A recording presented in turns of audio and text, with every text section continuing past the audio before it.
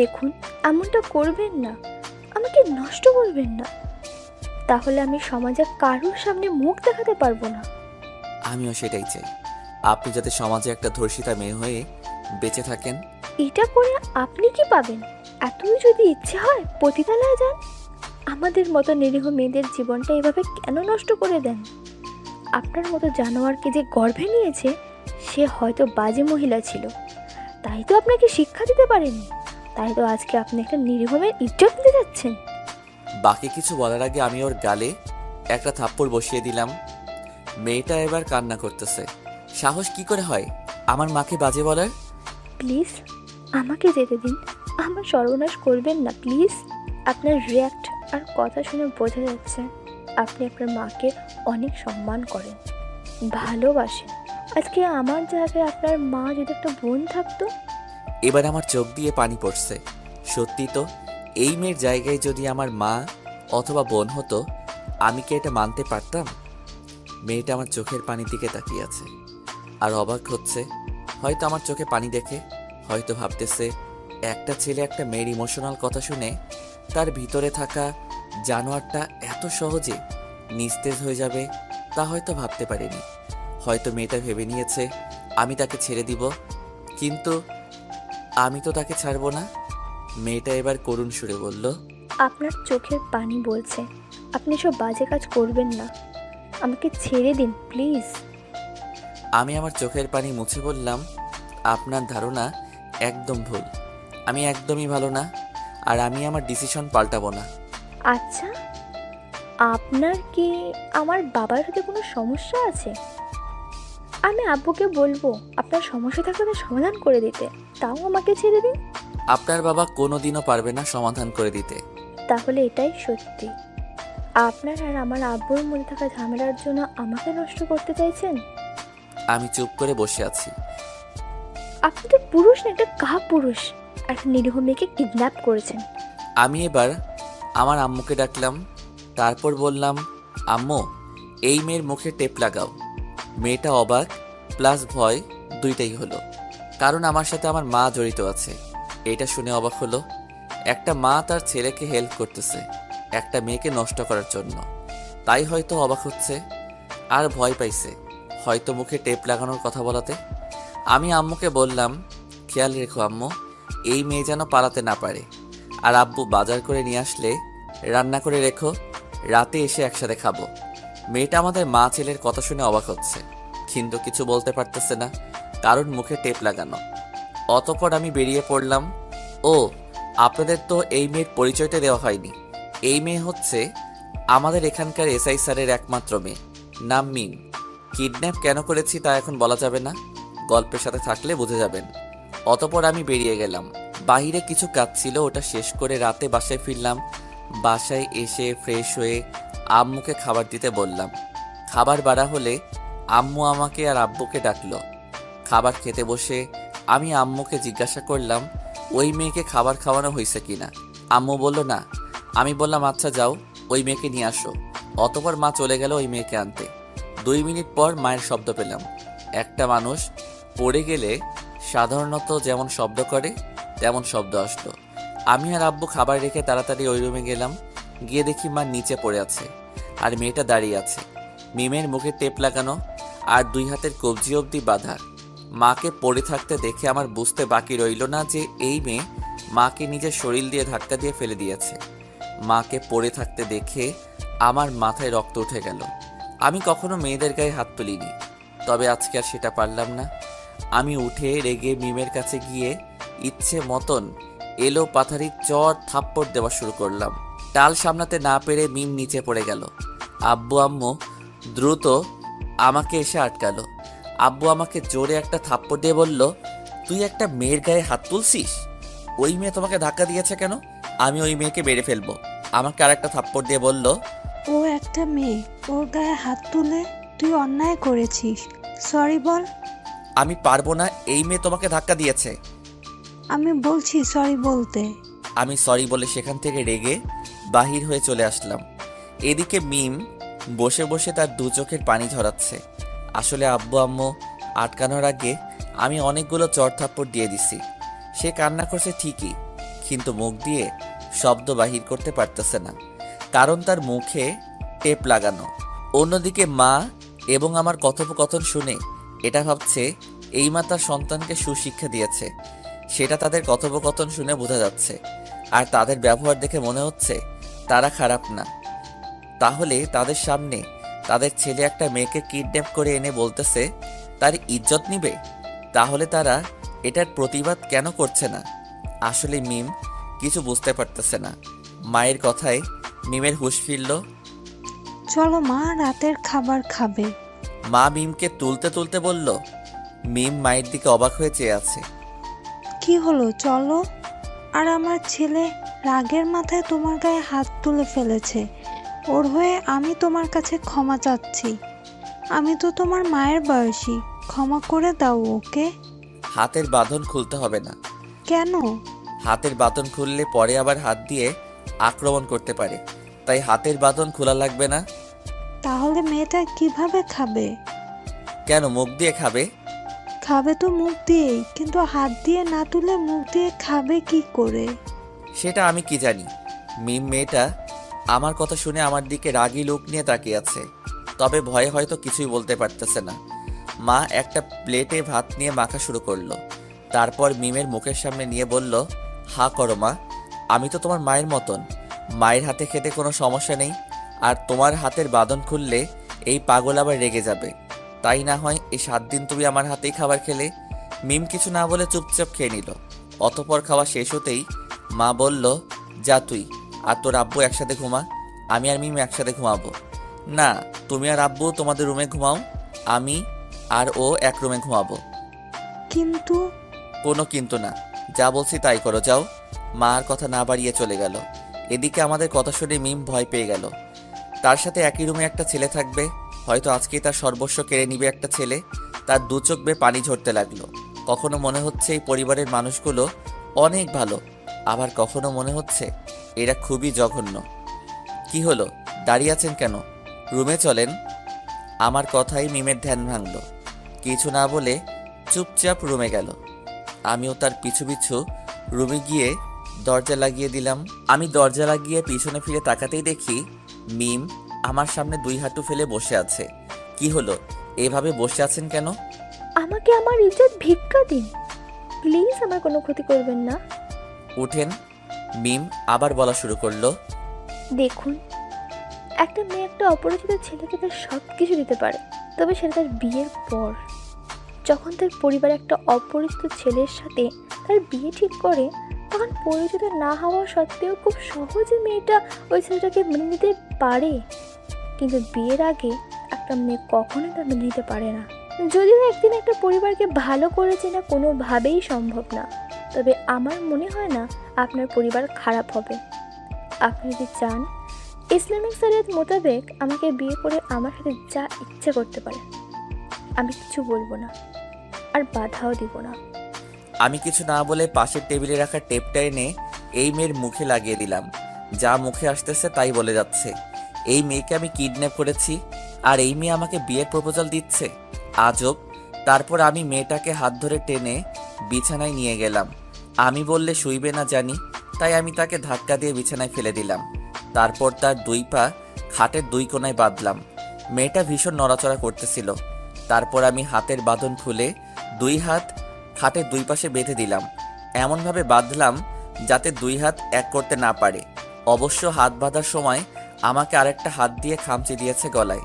কিছুটা ছিলে গেছে আর হালকা রক্ত বাহির হচ্ছে। মিমের 2 চোখ বেয়ে পানি পড়ছে, হয়তো ভাবতেছে নিজেকে রক্ষা করতে পারলাম না। অতপর আমি নিচে বিছানা করে শুয়ে পড়লাম। মিম হয়তো এটা আশা করেনি। সবচাইতে বেশি অবাক হয়তো এখন হয়েছে, সেটা কল্পনাও করতে পারিনি। অতপর আমি ঘুমিয়ে পড়লাম। অন্যদিকে মিমের চোখে ঘুম নেই, বিভিন্ন কথা সে চিন্তা করছে। একটা ছেলে আমাকে কিডন্যাপ করলো, ছেলেটা বললো আমার ইজ্জত কেড়ে নেবে। তার মা বাবা তাকে সাহায্য করছে, কিন্তু পরিবারটার ব্যবহার দেখে মনে হচ্ছে এটা অনেক ভালো। ছেলেটা রাতে আমার সাথে একই রুমে আছে, অথচ আমাকে বাজেভাবে কোনো স্পর্শও করলো না। আসলে এরা কি করছে, কেন করছে, কি চায়, কিছুই যেন মাথায় ঢুকছে না। এরকম আরও অনেক কিছুই ভাবতে ভাবতে মিমের দু চোখ লেগে আসে। তো বন্ধুরা, এতক্ষণ ধরে গল্পটি শুনেছো। গল্পটি তোমাদের কাছে কেমন লাগছে? যদি গল্পটি ভালো লেগে থাকে এবং এ ধরনের গল্প আরও শুনতে পছন্দ করো, তাহলে এক্ষুনি নিচে থাকা সাবস্ক্রাইব বাটনটি টিপে আমাদের পরিবারের একজন সদস্য হয়ে যাও এবং গল্পটি কন্টিনিউ করো। আর হ্যাঁ, একটি সুন্দর কমেন্ট করতে কিন্তু ভুলবে না। সকালে হঠাৎ রুমে একটা শব্দ শুনে মিমের ঘুমটা ভেঙে যায়। মিটিমিটি করে চেয়ে দেখে একটা ছেলে কি যেন করছে। ভালো করে তাকিয়ে দেখে ছেলেটা নামাজ পড়ছে। মিমের খুব ভালো লাগছে দেখতে। যদিও মিম নিজে কখনো নামাজ পড়ে না, অনেক বেলা করে ঘুম থেকে ওঠে, কিন্তু আজ কেন যেন তারও ইচ্ছে করছে নামাজ পড়তে। আমি নামাজ শেষ করে উঠে দাঁড়িয়ে দেখি মিম উঠে গেছে আর আমার দিকে তাকিয়ে আছে। আমাকে ওর দিকে তাকাতে দেখেই মাথা নেড়ে কিছু একটা বলতে চাইলো। আমি গিয়ে ওর মুখের টেপটা খুলে দিলাম। মিম বলল, আমার বাঁধন খুলে দিন। কেন? আমি ওয়াশরুমে যাব। কোনো ঝামেলা করবেন না তো? ওকে, আপনার যখন এতই ভয় তাহলে আমি বিছানা নষ্ট করি, আপনারা পরিষ্কার করবেন, কেমন? আমি কিছু না বলে হাত পায়ের বাঁধন খুলে দিলাম। মিম উঠে ওয়াশরুমে চলে গেল। আমি ওয়াশরুমের বাইরে দাঁড়িয়ে আছি, যদি কোনো ঝামেলা করতে চাই তাই দাঁড়িয়ে আছি। কিছুক্ষণ পর হাত মুখ ধুয়ে বাহির হলো। আমি রশি দিয়ে বাঁধতে গেলে বলল, একটু পর বাঁধেন, আমি নামাজ পড়ে নিই তারপর। মেয়েটা নামাজ পড়বে বলে আমি আর কোনো বাধা দিলাম না। অতপর মিম নামাজ পড়ার পর আমি আবারও মিমের 2 হাত বেঁধে দিলাম। এবার আর কোনো রকম বাধা দিল না। অতপর একটা চেয়ারে বসিয়ে চেয়ারের সাথে বেঁধে রাখলাম। তারপর আমি প্রতিদিনের মতো হাঁটতে বের হলাম। হাঁটতে হাঁটতে মিমদের বাসার সামনে গেলাম। দেখলাম বাসায় অনেক পুলিশ। আমি মনে মনে শান্তি পেলাম আর একটা মুচকি হাসি দিয়ে সেখান থেকে জগিং করতে করতে বাসায় ফিরে আসলাম। বাসায় এসে ফ্রেশ হয়ে নাস্তা করতে বসলাম। মা মিমকে আনতে যেতে নিলে আমি বললাম আমি যাচ্ছি, কারণ কালকের মতন আজকেও যদি একই কাজ করে। তারপর আমি গিয়ে মিমকে নিয়ে আসলাম। হাতের বাঁধন খুলিনি। আমি মাকে বললাম, তুমি খাইয়ে দাও, হাতের বাঁধন খুলতে হবে না। অতপর আমরা খাবার খাচ্ছি। এর মাঝে আব্বু বলল, কি রে, তোর গলায় ওটা কিসের দাগ? আমি সাধারণভাবেই খাবার খেতে খেতে বললাম, আব্বু, গতকাল রাতে এই মেয়েটা খামচি দিয়ে এমন অবস্থা করেছে। আমার কথা শুনে আব্বু আম্মু দুজন রেগে গেলেন, তবে ওই মেয়ের উপর রাগেনি, রেগেছে আমার উপর। ও, খামচি দিয়েছে মানে? এই মেয়ে গতকাল রাতে খামচি দিয়েছে। কিছু না বুঝে সহজভাবে উত্তরটা দিলাম। মা মিমকে খাওয়ানো রেখে উঠে এসে এঁটো হাতে সোজা আমার গালে একটা চড় বসিয়ে দিল। আমার সম্পূর্ণ গালে এঁটো খাবার লেগে আছে। আমি মাকে বললাম, আমাকে থাপ্পড় কেন মারলে আম্মু? ছি, তুই এতটা খারাপ হয়ে যাবি তা কখনো কল্পনাও করিনি। একটা অসহায় মেয়েকে একা ঘরে পেয়ে তুই আমার বলতেও ঘৃণা করছে। মা কি বোঝাতে চাইছে তা আর আমার বুঝতে বাকি নেই। আমি মাকে বললাম, শোনো আম্মু, তোমার ছেলে এমন কোনো কাজ করবে না যাতে তোমাদের মাথা নিচু হয়ে যায়। এই কথা বলে অর্ধ খাবারে পানি ঢেলে উঠে চলে আসছিলাম। তখনই মিম পিছন থেকে বলল, শুনেন, আন্টিও তো আপনাকে না বুঝে গায়ে হাত তুলেছে, তাই বলে কি খাবারের সাথে রাগ দেখাবেন?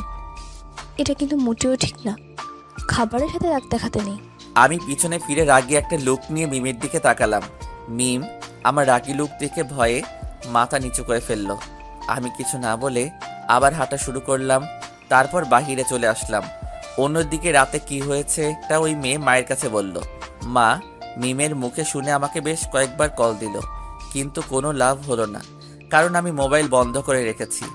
অতপর সারাদিন এদিক ওদিক ঘোরাঘুরি করে রাতে বাসায় ফিরলাম। আমি বাসায় যেতেই মা জিজ্ঞাসা করলো, সারাদিন কোথায় ছিলি? বাহিরে। বুঝলাম, তবে মোবাইল বন্ধ ছিল কেন? হয়তো চার্জ ছিল না। মিথ্যা বললাম, ইচ্ছে করে বন্ধ করে রাখছি, কারণ জানি মা কল দিবে তাই। মা ও বুঝতে পারছে আমি মিথ্যা বলছি, কিন্তু মা ওসব নিয়ে আর কথা বাড়ালো না। বলল, খেতে আয়, খাবার দিচ্ছি। বাহির থেকে খেয়ে আসছি, এটাও মিথ্যা বললাম। মা কিছু না বলে চলে গেল। একটু পর খাবারের প্লেট নিয়ে আমার কাছে এলো। খাবার মেখে আমার মুখের সামনে তুলে বলল, খা কর। আমি বললাম তো আমি খেয়ে এসেছি, ক্ষুধা নেই আমার। আমিও কিন্তু সকাল থেকে এখনো মুখে কিছু তুলিনি। আমি আর কিছু না বলে খাবার খাওয়া শুরু করলাম। আসলে আমি পরিবারের সবার ছোট তো, তাই মা আমাকে এখনো প্রায়ই তার নিজের হাতে খাইয়ে দেয়। অতপর খাবার খাওয়া শেষ হলে মা চলে যাচ্ছিল। আমি মাকে পেছন থেকে ডেকে বললাম, আম্মু তুমিও খেয়ে নাও। মা বলল, তোর আব্বু অফিস থেকে আসুক, তারপরে একসাথে খাবো। আমি আর কিছু বললাম না, কারণ আমি জানি আমি যতই বলি কাজ হবে না। কারণ আব্বুকে রেখে মা খাবার খাবে না, তাই কথা বাড়িয়ে লাভ নেই। অতপর আমি মিমের রুমে গিয়ে দেখি সব কিছু ঠিকঠাক আছে। মিমকে একটা চেয়ারে বেঁধে রাখা হয়েছে। আমি গিয়ে বিছানায় শুয়ে পড়লাম। শরীরটা খুব ক্লান্ত লাগতেছে। আসলে সারাদিন এদিক ওদিক ঘোরাঘুরি করছি তো, তাই শুয়ে পড়তেই কখন যে ঘুমিয়ে গেছি তা মনে নেই। ঘুম ভাঙছে ফজরের আজানের শব্দে। চোখ মেলে তাকিয়ে দেখি আব্বু আমার পাশে শুয়ে আছে। আমি উঠে ওয়াশরুমে গেলাম। হঠাৎ মনে পড়লো আমার পাশে আব্বু। তাহলে মিম কোথায়? অবশ্যই মার রুমে। যদি মার সাথে কোনো ঝামেলা করে। আমি তাড়াতাড়ি ওয়াশরুম থেকে মায়ের রুমের সামনে গিয়ে দরজায় টোকা দিলাম। ভিতর থেকে মা জিজ্ঞাসা করলো, কে? আমি বললাম, আম্মু আমি। অতপর মা দরজাটা খুলল। আমি দেখলাম না, সব ঠিকঠাকই আছে। আমি একটা দীর্ঘশ্বাস ফেললাম। মা জিজ্ঞাসা করলো, কি হয়েছে? আমি বললাম, না কিছু না বলে চলে আসছিলাম। তারপর আবার পিছনে ফিরে বললাম, আম্মু। মা আমার দিকে তাকিয়ে বলল, কিছু বলবি? গতকাল রাতে এই মেয়ের সাথে আমি কিছু করিনি। জানি, মিম আমাকে সব বলেছে। কি হয়েছিল? আমি আর কিছু না বলে রুমে চলে আসলাম। রুমে এসে দেখি আব্বু উঠে গেছে। আব্বু শুভ সকাল। রাতে কখন ফিরেছ? 9:30 বাজে। আমাকে ডাকলে না যে? তোর আম্মু বলল তুই সারাদিন বাসায় আসিস নাই, ক্লান্ত ছিলি, তাই আর তোকে ডেকে তুলিনি। ও আচ্ছা।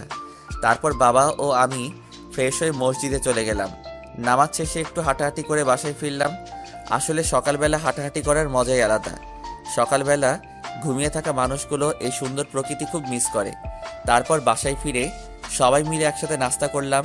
নাস্তা শেষে আব্বু তার অফিসের জন্য বেরিয়ে গেল, আর আমিও ভার্সিটির উদ্দেশ্যে বের হলাম। আমি যাওয়ার আগে আম্মুকে বললাম, এই মেয়ের বাঁধন যেন না খোলা হয়। তুমি একা বাসায় এই মেয়ে পালানোর চেষ্টা করবে। আম্মু বলল, আচ্ছা খুলবো না। তারপর আমি ভার্সিটিতে চলে আসলাম। ভার্সিটিতে আস্তে আস্তে পরিচয়টা দিয়ে দেই। আমি মেহেদি হাসান, পরিবারের ছোট সন্তান। আমরা 2 ভাই 1 বোন, বাবা মা আর 3 ভাই বোন মিলে সুখী পরিবার। সবাই হয়তো ভাবতেছেন, বাবা মাকে তো দেখলাম, কিন্তু ভাই বোন কই? আসলে বোন সবার বড়, বিয়ে হয়ে গেছে। আর ভাইয়ের কথা গল্পের সাথে থাকেন, জেনে যাবেন। আব্বু একটা জব করে। মূলত আব্বুই আমাদের পরিবারের সবটা দেখাশোনা করে। আমি বা ভাই এখনো পরিবারের জন্য কিছুই করতে পারিনি। চলেন এবার গল্পে ফিরে যাই। আমি মায়ের থেকে বিদায় নিয়ে ভার্সিটিতে চলে আসলাম। ও আপনাদের তো আরেকটা কথা বলা হয়নি, আমি অনার্স ফার্স্ট ইয়ারের ছাত্র। যাই হোক, আমি আবার ফাঁকিবাজ না। ভার্সিটিতে গিয়ে ঘোরাঘুরি করব, ঠিক মতো ক্লাস করব না, এসব আমাকে দিয়ে হবে না। আসলে আমি আমার বাবার কষ্টটা বুঝি, যার কারণে আমি তার স্বপ্ন পূরণ করার চেষ্টা করি। তার স্বপ্ন একটাই, আমরা যেন শিক্ষিত হয়ে সমাজে মাথা উঁচু করে দাঁড়াতে পারি। সে অনেক কষ্ট করে আমাদের পরিবারটাকে চালায়। তার সামান্য চাকরির টাকা দিয়ে পরিবারের সমস্ত খরচ বহন করে। বোনের বিয়ে সবই দিয়েছে। একটা মেয়ের বিয়েতে কতটা খরচ তা তো আমরা সবাই জানি। আর সেই দায়িত্বটা যদি একটা সাধারণ পিতার উপর থাকে, তাহলে তার কি পরিমাণ কষ্ট হয় সেটা ওই পিতা ছাড়া আর কেউ বুঝবে না। আর কিছু পরিবার আছে, মুখ লজ্জায় কারো থেকে চাইতেও পারে না, আবার সাধারণভাবে মেয়েকে তার শ্বশুরবাড়ি পাঠাতেও পারে না। তাদের সাহায্য করে একমাত্র আল্লাহ। আমাদের পরিবারটাও ওই রকমই। এখানে বাস্তব কিছু কথা বলি। যারা কন্যা সন্তান জন্ম দিয়েছেন তারা আমার থেকে বিষয়টি ভালো জানেন। আপনারা কন্যা সন্তানকে বড় করেন তার থেকে কিছু পাবার আশায় না। কোনো স্বার্থ ছাড়াই বাবা মা তার কন্যা সন্তানকে বড় করে, তারপর বিয়ে দিচ্ছে। বিয়ের পর অনেক পরিবারে বলে মেয়ের বাড়ি থেকে কি দিয়েছে। আরে একবার খেয়াল করে দেখেন, তাদের কলিজার টুকরো সন্তানকে আপনাদের কাছে দিয়ে দিছে। আরে কন্যা সন্তান যদি বোঝা হতো তাহলে জন্মের পরপরই তাকে গলা টিপে হত্যা করতে পারত।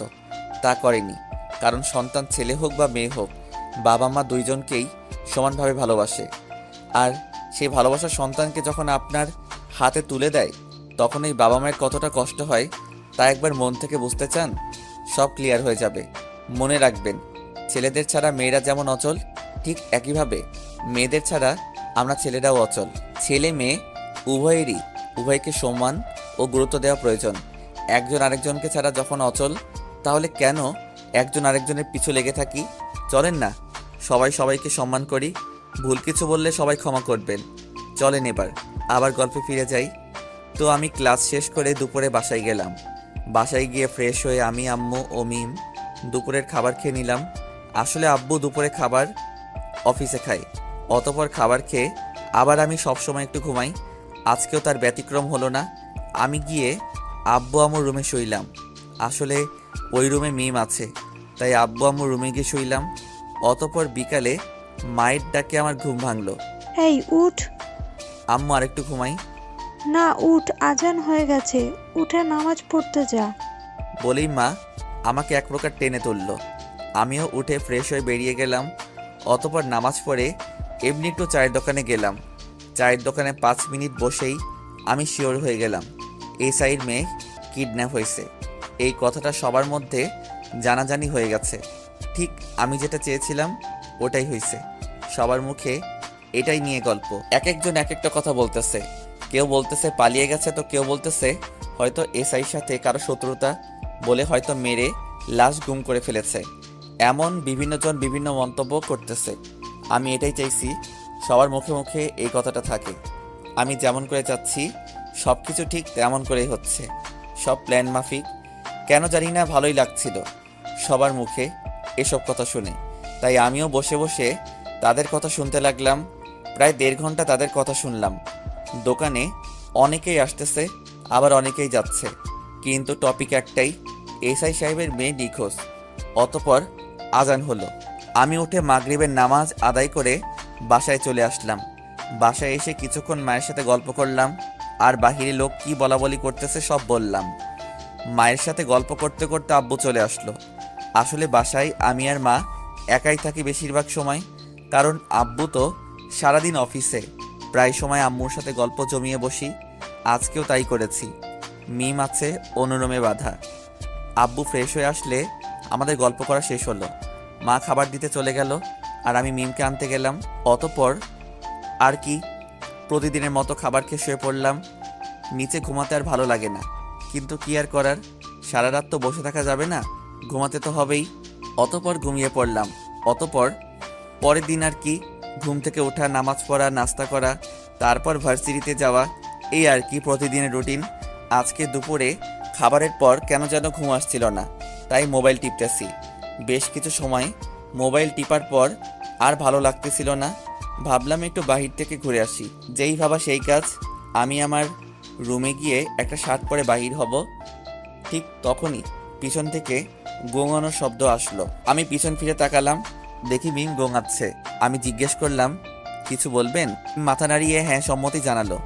আমি বললাম বলেন কি বলবেন। মিম আবার সেই করে যাচ্ছে, চোখ দুটো মুখের দিকে ইশারা করে। ও, আমি বুঝতে পারছি, আসলে আমি বোকা। মুখের টেপ না খুলে তাকে কথা বলতে বলতেছি, কি আর করার। গিয়ে টেপ খুলে দিলাম। টেপ খুলতেই আপনার মাথায় কি গোবর নাকি? মুখে টেপ লাগিয়ে প্রশ্ন করেই যাচ্ছেন। বলে একটা লম্বা শ্বাস নিল। আমি তো এই মেয়ের সাহস দেখে অবাক। আমি একটা ধমক দিলাম। আমার ধমক শুনে একটু ভয় পেল। এসব ফালতু কথা বাদ দিয়ে বলেন কি বলবেন। আসলে আপনি কোথায় যাচ্ছেন? মানে আমি কোথায় যাচ্ছি সেটাও কি আপনাকে বলতে হবে? আপনি রেগে যাচ্ছেন কেন? আজব, আপনি এমনভাবে কথা বলতেছেন মনে হচ্ছে আমি আপনার হাজবেন্ড। না মানে আসলে না আসলে কি বলেন? না মানে আসলে আবার সেই না মানে আসলে, এসব না বলে সরাসরি বলেন কি বলবেন। আসলে আপনারা আমাকে আজ 4 দিন হলো কিডন্যাপ করেছেন। আপনাদের ব্যবহার দেখে মনে হচ্ছে না আপনারা আমার কোনো ক্ষতি করবেন।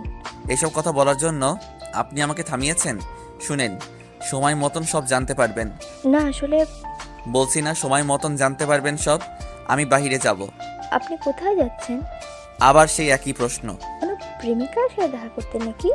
না মানে আসলে প্রতিটা ছেলেই তার প্রেমিকার সাথে দেখা করতে গেলে এমন প্রশ্নে বিরক্ত হয়। এসব ফালতু কথা বাদ দিন, আমার প্রেমিকা নেই। ও তাই? তাহলে কোথায় যাচ্ছেন? এই মেয়ের তার ছেঁড়া, না শুনলে বলতেই থাকবে কোথায় যাচ্ছি, তাই বাধ্য হয়ে বলেই দিলাম। এমনি বাসায় ভালো লাগছে না, বোরিং লাগছে, তাই বাহিরে যাচ্ছি। আমারও আপনারও কি? বোরিং লাগছে। তো আমি কি করতে পারি? চাইলে তো অনেক কিছুই করতে পারেন। মানে? না মানে আসলে আপনি চাইলে তো আমার বোরিং লাগাটাও দূর করতে পারেন। আসলে এক জায়গায় 4 দিন যাবত হাত পা বাঁধা অবস্থায় থাকতে থাকতে খুবই বোরিং লাগছে। আজব, আপনাকে আমি কিডন্যাপ করেছি, আর আপনি আমাকে ভয় না পেয়ে আমার সাথে গল্প করতে চাচ্ছেন? তো কি হয়েছে? এই মেয়ের কথাবার্তা শুনে নিজেকে কেমন পাগল পাগল লাগছে।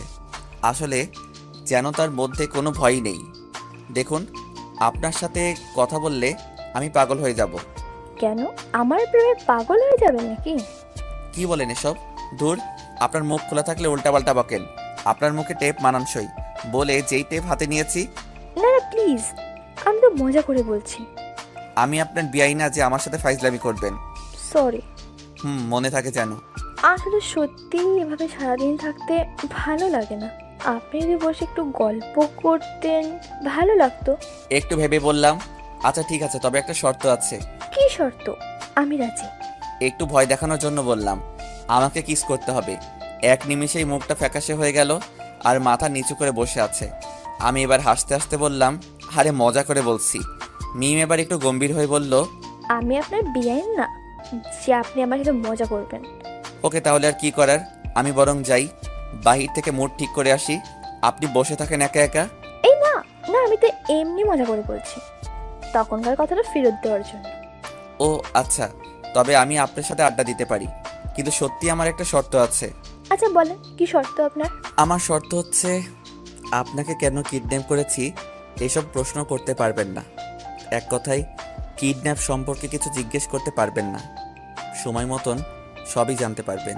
আচ্ছা ঠিক আছে, ওসব কিছু জিজ্ঞেস করবো না। আচ্ছা বলেন। কি বলবো?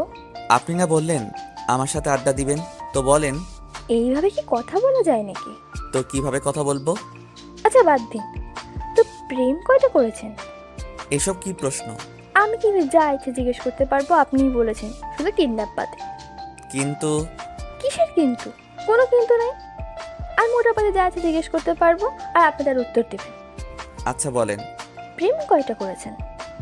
একটাও না। মিথ্যে কেন বলেন? ওকে, 100টা করেছি। খুশি? খুশি? হাসেন কেন? এমনি। তা আপনার স্বপ্ন কি? না মানে আপনি ভবিষ্যৎ নিয়ে কি চিন্তা ভাবনা আছে? ভবিষ্যৎ কি হবে তা নিয়ে কোনো চিন্তা নেই। মানে একটা মানুষের ভবিষ্যৎ নিয়ে কোনো চিন্তা ভাবনা থাকে না নাকি? ছিল, মরে গেছে। তাই নাকি? তা মেয়েটা কি যে এত বড় ছ্যাঁকা দিল আপনাকে, যার জন্য সব স্বপ্নগুলো মরে গেল? স্বপ্নগুলো মরার জন্য সিচুয়েশন আর কিছু আঘাতই যথেষ্ট। সময় হলে সবই জানতে পারবেন। স্বপ্নগুলো মরার জন্য কারণ যে মেয়েরা হবে এমনটা তো না। সমাজে কিছু প্রভাবশালী মানুষ আছে যারা মধ্যবিত্ত বা নিম্নবিত্ত মানুষগুলোর স্বপ্ন ভেঙে চুরমার করে দেয়। ও বাবা, আপনি সিরিয়াস হয়ে যাচ্ছেন কেন? আমি তো মজা করে বলছি। মানুষের ইমোশনাল নিয়ে মজা করাই তো আপনাদের মতন প্রভাবশালী লোকদের কাজ। মানে কি বলতে চান আপনি? আমি যা বলতে চাই সেটা আপনি সময় হলে বুঝতে পারবেন। আচ্ছা, কিসের এত সময়? যখনই জিজ্ঞেস করি তো বলেন সময় হলে জানতে পারবো। আসলে কি এমন জিনিস যে সময় হলে জানতে পারবো? আমার ভালো লাগছে না এসব কথা শুনতে। মনটা নিমিষে খারাপ হয়ে গেল। ভাইয়ার কথা মনে পড়ে গেল। চোখের কোণে পানি চলে আসলো। আমার চোখে পানি দেখে মিম অবাক হয়ে বলল, কি হয়েছে? আমি কিছু না বলে উঠে গেলাম আর সেখানে দাঁড়িয়ে না থেকে বেরিয়ে এলাম। চোখ মুছতে মুছতে বাসা থেকে বেরিয়ে গেলাম। আসরের নামাজের সময় হয়ে গেছে, তাই সোজা মসজিদে চলে গেলাম। আজানের আরও 30 মিনিট সময় বাকি আছে, তাই বসে বসে একটু কোরআন তেলাওয়াত করলাম। অতপর আজান হলে নামাজ আদায় করে আর বাসায় গেলাম না, বাহিরে একটু ঘোরাঘুরি করলাম। অতপর মাগরিবের নামাজ পড়ে বাসায় আসলাম। আজকে মনটা অনেক বেশি খারাপ। ভাইয়ার কথা ভীষণ মনে পড়ছে। আসলে আমাদের সাথে এটা না হলেও পারতো। একটা দুর্ঘটনা শুধু একজনের জীবনই বদলে দেয় না, সমস্ত পরিবার ধ্বংস করে দেয়। আমাদের পরিবারটাও অনেক সুখী ছিল, কিন্তু একটা ঝড় সব শেষ করে দিয়েছে। আমাদের সুখ শান্তি সব কেড়ে নিয়েছে আমাদের ভালো থাকাটা। এমনটা না হলেও পারতো। আসলে সমাজটা এমন যেখানে নিন্দা করার মতন মানুষের অভাব নেই, কিন্তু বিপদে পাশে থাকার মতন মানুষের খুব অভাব। আমি রুমে গিয়ে চুপচাপ বসে আছি মন খারাপ করে। মা রুমে এসে বলল, কি রে, মন খারাপ? আসলে মা তো মুখ দেখে বুঝে গেছে। আমি আর নিজেকে আটকাতে পারলাম না। মাকে জড়িয়ে ধরে কান্না করতে করতে বললাম, ভাইয়ার কথা অনেক মনে পড়ছে। মা আমাকে মাথায় হাত বুলিয়ে সান্ত্বনা দিচ্ছে। কিন্তু মুখে কিছু বলছে না। বলবে কি করে? মা তো নিজেই ফুপিয়ে ফুপিয়ে কান্না করতেছে। কিছুক্ষণ পর মা তার চোখ মুছে নিল আমাকে আড়াল করে, কিন্তু আমি বুঝতে পারছি মা যে কান্না করছে। তারপর মা আমাকে বলল, এসব ভেবে মন খারাপ যেন না করি। আসলে সান্ত্বনা দিচ্ছে আমাকে। তবে আমি তো জানি মা বাবা বোন কেউ ভালো নেই। আমিও আর কথা বাড়ালাম না। অতপর মা আর আমি গল্প করতে করতে আব্বু আসলে রাতের খাবার খেয়ে প্রতিদিনের মতন ঘুমিয়ে পড়লাম। এইভাবে 7 দিন চলে গেল। আজকে সকালে আমি মিমের রুমে গিয়ে তার বাঁধন খুলে বললাম, বাসায় চলে যান। মিম অবাক হয়ে বলল, আমি বুঝলাম না, আপনারা আমাকে কেন কিডন্যাপ করেছেন? আমাকে বিন্দু পরিমাণ ক্ষতি না করে একদম সুরক্ষিত অবস্থায় ছেড়ে দিচ্ছেন। আপনি তো বরাবর বলেছেন সময় হলে জানতে পারবো। এখনো কি সময়টা আসেনি? আপনি জানতে চান না আপনাকে কেন কিডন্যাপ করা হয়েছে? তাহলে শুনেন, আপনাকে কেন কিডন্যাপ করেছি শুনেন তাহলে। সামাজিক সম্মান ও পারস্পরিক শ্রদ্ধাবোধ নিয়ে চলা একটি মধ্যবিত্ত হাসি খুশি ভরা পরিবারের কথা। 2 ভাই 1 বোনের পরিবারে বাবা মায়ের স্বপ্ন, বড় ছেলে সমাজে প্রতিষ্ঠিত ও ছোট ছেলে সেনাবাহিনীতে যুক্ত হয়ে তাদের মুখ উজ্জ্বল করবে। মেয়েকে বিয়ে দিয়ে সুখেই কাটছে তাদের দিনগুলো। সবকিছু ঠিকঠাকই চলছিল। বড় ছেলে গ্র্যাজুয়েশনের পথে, ফলে থেকেই পড়াশোনা করছে। কিন্তু একটি চক্রান্ত তাদের সব স্বপ্নকে কেড়ে নেয়, এলোমেলো করে দেয় পুরো পরিবারকে। রাতের পুলিশ চেকপোস্ট কেড়ে নেয় একটি নিষ্পাপ জীবন। হল থেকে এক রাতে বাড়ি ফেরার পথে পুলিশ চেকপোস্ট তাদের বড় ছেলেকে বিভিন্নভাবে হয়রানি করে এবং কোনো অপরাধ ছাড়াই তার কাছে টাকা দাবি করে। সাধারণত সৎ প্রকৃতির মানুষ বলে সে পুলিশকে টাকা দিতে রাজি হয়নি। কথা কাটাকাটির এক পর্যায়ে পুলিশ তাকে মাদক মামলায় গ্রেফতার দেখিয়ে থানায় নিয়ে যায়। পরে তার বাবা মা এই বিষয়ে পুলিশের সাথে মীমাংসা করতে চাইলে তাদেরকে সত্যের ওপর অটল থাকতে বলেন তিনি। পরবর্তীতে আদালতের রায়ে তার 2 বছর জেল হয়। এই রায়ে পড়াশোনা ও প্রতিষ্ঠিত হওয়ার স্বপ্ন শেষ হয়ে যায় তার। অথচ তার কোনো অপরাধী নেই। মাদক বিষয়ে সে কিছুই জানে না, এর আগে পিছেও ছিল না কখনো। তবে আপোষ করলে হয়তো এত বড় ক্ষতি হতো না তাদের। কিন্তু তাদের বড় ছেলের কথা হলো, যেই টাকা দিতে চাইনি বলে আমাকে থানায় এনেছে, সেখানে টাকা দিয়ে আপোষ করার কোনো মানে হয় না। টাকা দিয়ে আপোষ করার কোনো কাজ যদি আমি করতাম তাহলে চেকপোস্টে টাকা দিতাম। আমি অন্যায়ভাবে কাউকে টাকা দিব না। এদিকে গ্র্যাজুয়েশন পড়ার শুরুতেই পারিবারিক সিদ্ধান্তে অন্য পরিবারের সাথে আত্মীয়তা করে। পড়াশোনা শেষে বিয়ের সিদ্ধান্তে কাবিনের ফয়সালা হয়। অথচ তার 2 বছরের জেল হওয়ার খবরে তারা আত্মীয়তা ভেঙে দেয়। শেষ হয়ে যায় তার ক্যারিয়ার, সম্মান, স্বপ্ন ও সামাজিক মর্যাদা। শেষ হলো 2 বছর। পুলিশের সাজানো নাটকে অন্যায়ভাবে জেল খেটে বাড়ি ফেরা মানুষটা আর আগের মতো নেই। সব হারিয়ে হতাশায় ভুগছেন এখন।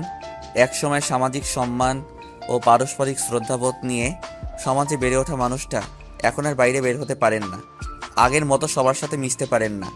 মানুষের বাঁকাচোখ আর নেতিবাচক মন্তব্যে নিজেকে গুটিয়ে রাখেন সারাক্ষণ।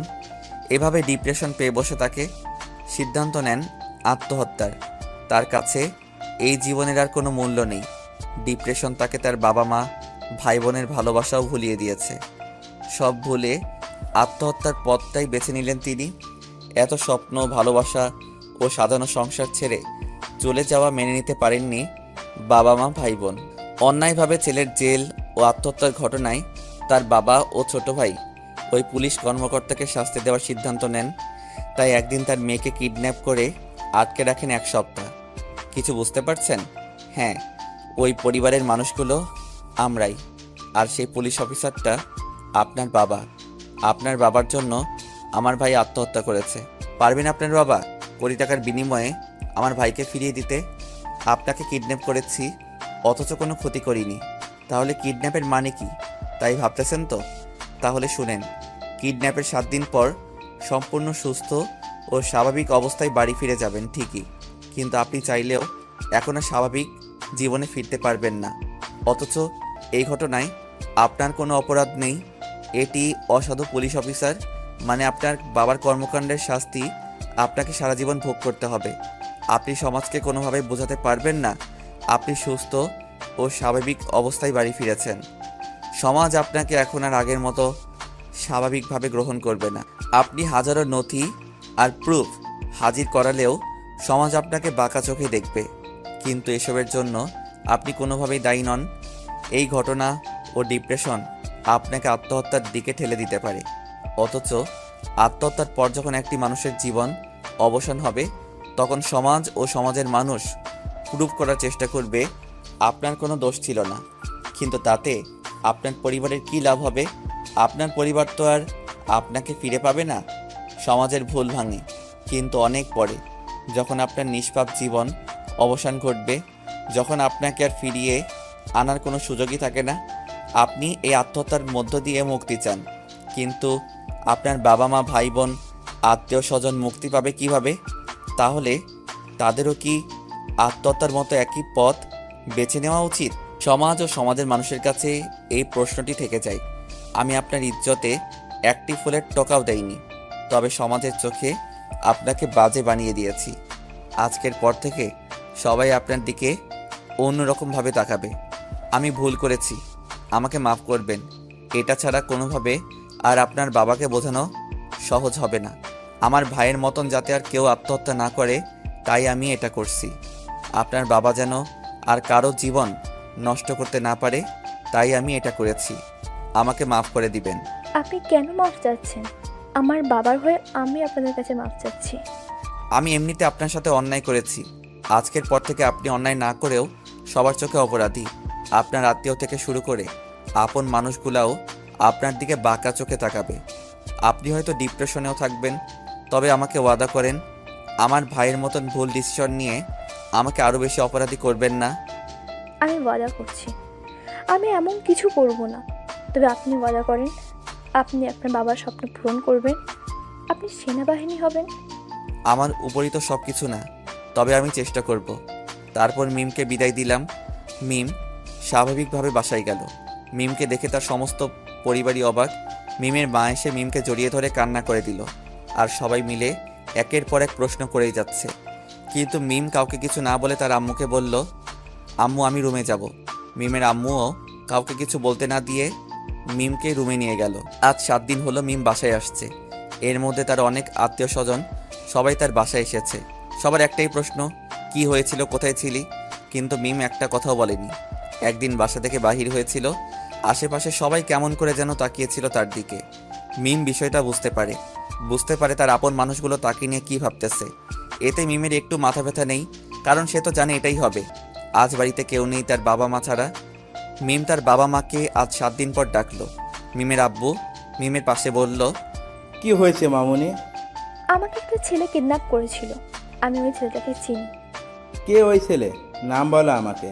তুমি ভয় পেও না মামুনি, আমি ওই ছেলেকে দেখে নিব। সে যত ভয়ানক হোক, তুমি আমাকে তার ঠিকানা ও নামটা বলো। সে খুবই সাধারণ একটা ছেলে। তুমি কি ওই ছেলেকে আগে থেকে চিনতে? একবার নাম বলো। কিছুটা উত্তেজিত হয়ে বলল, না, আমি তাকে আগে চিনতাম না, তবে এখন খুব ভালো করে চিনি। তোমার জন্য ওই ছেলেটা আমাকে কিডন্যাপ করেছে। তুমি ওই ছেলের নাম বলো। তাহলে শুনো। অতঃপর মিম সমস্ত কিছু তার বাবাকে বলল।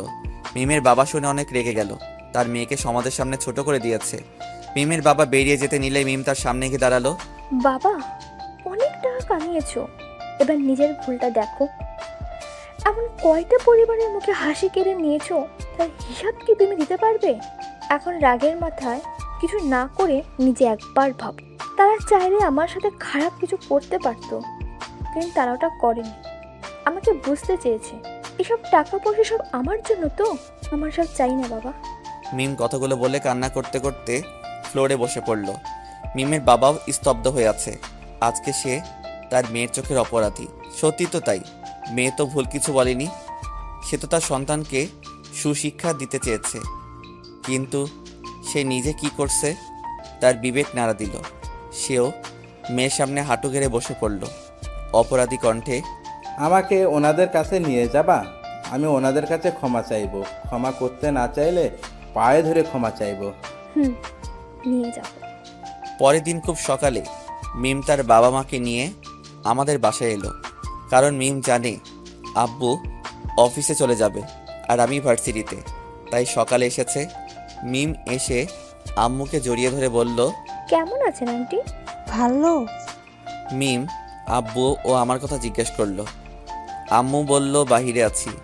তারপর তার বাবা মার সাথে পরিচয় করিয়ে দিল। আমি আর আব্বু একসাথে বাসায় আসলাম। বাসায় এসে মিমের আব্বুকে দেখতে পেলাম। আমরা ওনাকে চিনতে পারলেও উনি আমাদের চিনে নাই। মিম আমাদের সাথে পরিচয় করিয়ে দিল। মিমের বাবা বসা থেকে উঠে এসে আমার বাবার হাত ধরে বলল, ভাই আমি যেটা করেছি তার মাপ পাওয়া অসম্ভব, তাও বলবো আমাকে মাফ করে দিবেন। মিম আমাকে সব বলেছে। দেখেন, আপনি যা করছেন সেটা আপনার কাছে সামান্য একটা ভুল হতে পারে, কিন্তু এই সামান্য ভুলটা আমাদের এই সুখী পরিবারের সমস্ত সুখ কেড়ে নিয়েছে। সময়ের সাথে সাথে জীবন চলতে থাকবে, তবে ছেলে হারানোর ব্যথাটা থেকে যাবে। আপনি শুধু আমাদের না, এমন অনেক পরিবারের সমস্ত সুখ কেড়ে নিয়েছেন। আপনার এই সামান্য ভুলে অনেক সাধারণ মানুষ আজ বিপদগামী। কেউ হয়তো আজ সন্ত্রাসী, কেউ হয়তো ড্রাগ নিচ্ছে, কেউ হয়তো ডিপ্রেশনে ভুগে আত্মহত্যা করছে, অনেকের স্বপ্ন আজ হয়তো মাটি চাপা দিয়ে দিচ্ছে। আপনি আপনার ভুল বুঝতে পারছেন, তাই আমার কাছে ছুটে এসেছেন। আমি যেই অবস্থানে আছি সেখান থেকে আমি একটা অন্যায়ের প্রতিবাদ করতে পারবো। আপনি যেখানে আছেন সেখান থেকে আপনি 10টা অন্যায়ের প্রতিবাদ করতে পারবেন। যা হয়ে গেছে তা কোনোদিন আর পূরণ করা সম্ভব না, তবে পরবর্তীতে যাতে আর এমনটা কারোর সাথে না হয়। আমি আমার ভুলগুলো হয়তো ঠিক করতে পারবো না, তবে আমি ওয়াদা করছি আজ থেকে আমার দ্বারা কোনো একটা মানুষ অন্যায় না করে আর অপরাধী হবে না। আর আমি সততার সহিত নিজের দায়িত্ব পালন করব। শুনে খুশি হলাম। আপনাদের প্রতি আমাদের কোনো অভিযোগ নেই, আর আমরাও ভুল করেছি। আপনার মেয়েকে সমাজের চোখে দোষী বানিয়ে দিয়েছি, আমাদেরও মাফ করে দিবেন। মাপ চেয়ে আমাদের ছোট করবেন না, যা হওয়ার হয়ে গেছে, আর ভুলের শুরুটা আমারই ছিল।